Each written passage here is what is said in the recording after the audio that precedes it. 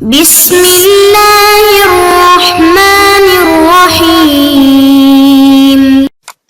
بسم اللہ الرحمن الرحیم۔ عزیز طلبہ اکرام، آج ہم شرح تعامل کا سبق نمبر 116 پڑھیں گے۔ گزشتہ سبق کے اندر ہمارا عوامل قیاسیہ مکمل ہو چکے تھے۔ اب ہم شروع کرنے جا رہے ہیں عوامل معنویہ۔ عوامل قیاسیہ کے شروع میں ہم نے ایک خلاصہ بتایا تھا، اور شرح تعامل کے شروع میں بھی ایک خلاصہ بتایا گیا تھا کہ مئات عامل کا مطلب ہے کہ اس کتاب کے اندر 100 عوامل بیان ہوں گے، اور ان 100 عوامل کو پھر تقسیم کیا تھا لفظیہ اور معنویہ۔ پھر لفظیہ کے بارے میں بتایا تھا کہ دو قسم کے عوامل ہوتے ہیں لفظیہ میں، سماعیہ اور قیاسیہ۔ پھر سماعیہ 91 اور قیاسیہ 7، اور یہ کل ہوئے 98، اور 2 معنویہ ہیں۔ تو ہمارے عوامل سماعیہ 91 بھی مکمل ہو گئے، اور عوامل قیاسیہ 7 بھی مکمل ہو گئے، اور اب ہمارے عوامل معنویہ جو کہ صرف 2 ہیں وہ باقی ہیں، اور اس کے بعد ہماری کتاب مکمل ہو جائے گی۔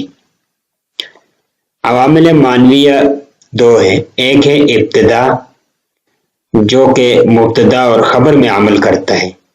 تو مبتدا اور خبر اسی لیے مرفوع ہوتے ہیں کہ ان کا جو عامل ہوتا ہے وہ ابتدا ہوتا ہے، یعنی یہ ابتدا میں واقع ہونے کی وجہ سے یہ مرفوع ہوتے ہیں۔ دوسرا ہے خلو، کہ یہ فعل مضارع میں عمل کرتا ہے۔ ابتدا کا مطلب یہ ہے کہ یہ مبتدا اور خبر میں عمل کرتا ہے اور ان دونوں کو رفع دیتا ہے۔ جیسے زید قائم میں عامل معنویہ ابتدا کی وجہ سے دونوں مرفوع ہے، زید اور قائم دونوں عامل معنویہ ابتدا کی وجہ سے مرفوع ہے۔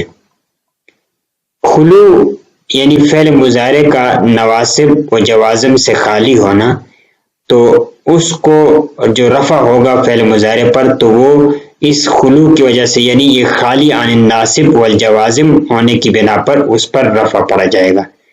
یہ فعل مضارع کو رفع دیتا ہے، جیسے یضرب زید، تو یضرب پر جو رفع پڑا جاتا ہے، با پر جو رفع پڑا جاتا ہے، تو یہ اس لیے پڑا جاتا ہے کہ یہاں عوامل نواصب بھی نہیں ہے، جوازم بھی نہیں ہے، تو اس وجہ سے اس کے اوپر رفع پڑا جاتا ہے خلو کی وجہ سے۔ یضرب خلو کی وجہ سے مرفوع ہے۔ مبتدا اور خبر دونوں کا عامل معنوی ہوتا ہے، یعنی مبتدا اور خبر دونوں کا جو عامل معنوی ہوتا ہے وہ ہے ابتدا، کہ مبتدا کا عامل معنوی ہوتا ہے اور خبر کا عامل پھر مبتدا ہوتا ہے، یا دونوں کا عامل لفظی ہیں، مبتدا کا خبر اور خبر کا مبتدا۔ تو یہ عوامل معنویہ کے حوالے سے جو بحث تھی وہ ہم نے آپ کے سامنے پڑھ لیا، اور اب ہم کتاب میں جو عوامل معنویہ کی عبارت ہیں اس کو حل کرتے ہیں۔ بسم اللہ الرحمن الرحیم۔ وَأَمَّا الْمَعْنَوِيَّةُ فَمِنْهَا عَدَدَانِ الْمُرَادُ مِنَ الْعَامِلِ الْمَعْنَوِيِّ مَا يُعْرَفُ بِالْقَلْبِ وَلَيْسَ لِلِّسَانِ حَظٌّ فِيهِ أَحَدُهُمَا الْعَامِلُ فِي الْمُبْتَدَإِ وَالْخَبَرِ وَهُوَ الْإِبْتِدَاءُ۔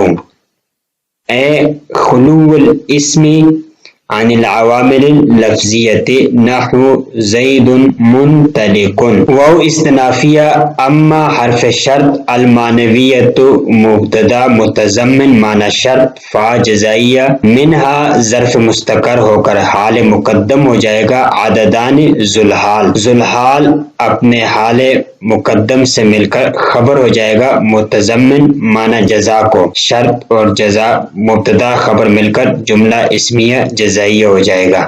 المراد میں الف لام اسم موصول کا ہوگا، المراد اسم مفعول، مراد اسم مفعول، من جارہ العامل المعنوی مرکب توصیفی مجرور، جار مجرور متعلق ہو جائے گا مراد اسم مفعول سے، اسم مفعول اپنے نائب فاعل اور متعلق سے مل کر صلہ ہو جائے گا موصول کا، موصول صلہ مل کر مبتدا ہو جائے گا۔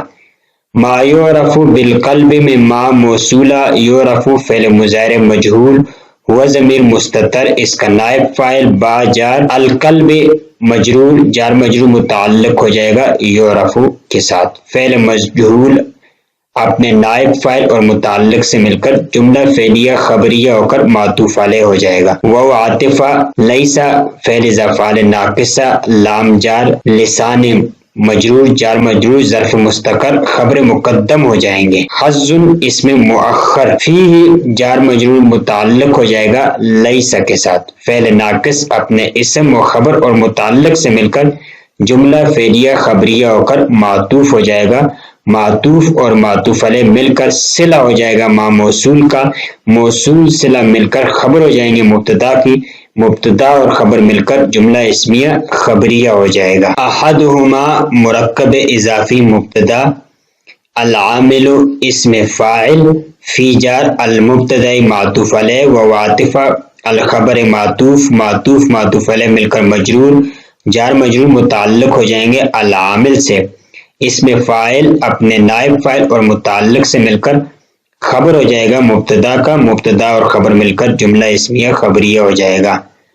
آگے وہ عاطفہ ہوا ضمیر مبتدا، الابتدا مصدر مفسر اے حرف تفسیر، خلو المصدر مضاف، الاسم مضاف الیہ، عن جار العوامل اللفظیت مرکب توصیفی مجرور جار مجرور متعلق ہو جائیں گے خلوون سے، خلوون مصدر مضاف اپنے مضاف الیہ اور اپنے فاعل اور متعلق سے مل کر مفسر ہو جائے گی، مفسر اور مفسر مل کر خبر، مبتدا اور خبر مل کر جملہ اسمیہ خبریہ ہو جائے گا۔ وَأَمَّا الْمَعْنَوِيَّةُ فَمِنْهَا عَدَدَانِ، کہتے ہیں کہ معنویہ اس حال میں کہ وہ دو عدد ہیں، المراد من العامل المعنوی، عوامل معنویہ سے مراد ما یعرف بالقلب، جو دل کے ساتھ پہچانے جائے، ولیس للسان حظ فی، زبان کا اس میں کوئی حصہ نہیں ہوتا، احدہما ان میں سے العامل فی المبتدا والخبر، وہ عامل جو مبتدا اور خبر میں یعنی الابتدا، وہو الابتداء وہ الابتدا ہے، خلو الاسم عن العوامل اللفظیت یعنی اسم خالی ہے عوامل لفظیہ سے، زید منطلق زید چلنے والا ہے۔ تو آج کے سبق کے اندر ہم نے عوامل معنویہ کے بارے میں پڑھا اور بتایا کہ عوامل معنویہ دو قسم کے ہیں، ایک ابتدا ایک خلو۔ خلو اور ابتدا یہ دو عوامل معنویہ ہیں، ان میں سے المراد من العامل المعنویہ سے لے کر وثانیہما تک کی جو عبارت ہے وہ بھی حل کر لی۔ اگلے سبق کے اندر وثانیہما سے الی آخر تک جتنی عبارت ہے اس عبارت کو ہم اگلے سبق کے اندر حل کریں گے۔ السلام علیکم ورحمۃ اللہ وبرکاتہ۔